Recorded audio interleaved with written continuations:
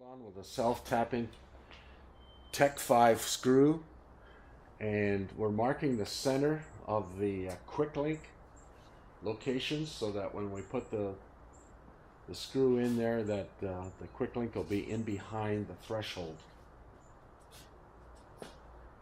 We also are adding there's this washer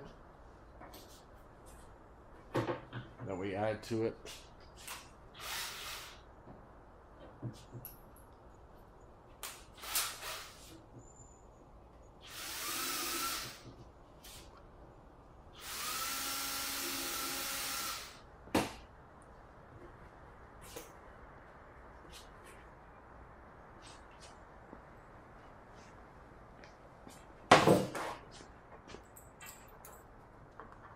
In the field, this frame would actually be in the well at this point, so we're just going to secure it and drill it.